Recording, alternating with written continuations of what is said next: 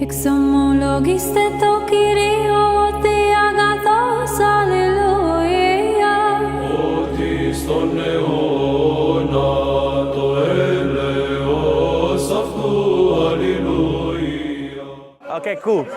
So, as you could imagine, I am probably the prime suspect for police persecution by surprisingly the Essex Police Force. So, what had happened is, on the time I was covering the Epping protest, just after the Ethiopian asylum seeker only received 12 months, and we'll get back to that number because extraordinary, my arrest and my offences that I'm potentially getting charged with carried a lengthier sentence than the sentence he received for raping a 14-year-old.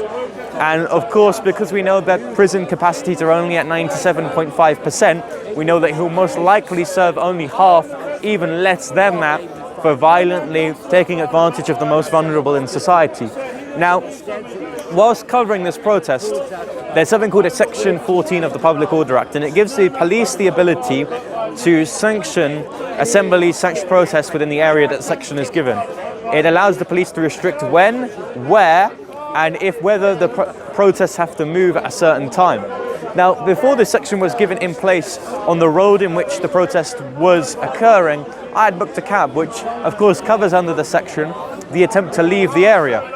Now, that cab was of course, a good sign I was about to leave.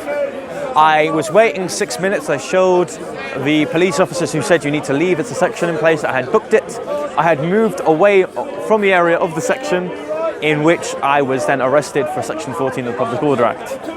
Taken to Hounslow Station, I received the full 24-hour business, and halfway through was told that I'd be arrested further for a potential hate crime which happened on the 5th of September when I called for deportations of economic migrants.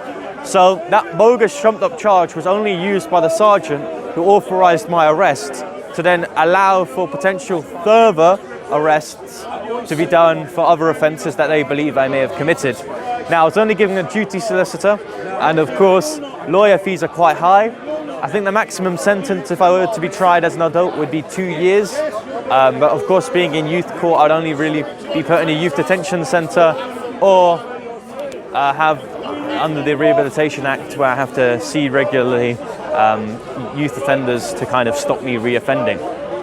But yeah, it's expensive doing this, especially being arrested for the second time within the last month. So this is really to call on your support. So by the time he releases this, and of course I'll push Revelation to release this as fast as possible considering my bail is on the 30th of October, Rebel News, who are currently establishing a link where you go www.saveyourmom.com, you'll be able to donate. The website should be live by the time of publishing it. If it's not, you're going to have to wait a few more hours and check. If you're really eager to, my personal donation link is www.crossandcorner.org/donate. And both of those links directly benefit, because I'm not monetized on any platform. I do this for the goodness of my heart, but when I'm arrested, when things are stolen, when I'm kicked out of my house, all these things that have happened throughout the duration of my ministry, of course I need to have insurances that, hopefully these things actually come to pass. Now, given that, interestingly, my bail conditions is to go back to my parents' house every single night. If I don't, I should be arrested, which I think is, again, very intentional. Besides from that, I understand Speaker's Corner has a more religious element, and not many of you are happy with the fact I'm more becoming political, but I think there's a relationship that I have with one or the other. But yeah, God bless you all. Thank you very much for supporting me. May the Lord Jesus Christ bless us all, and have a great day.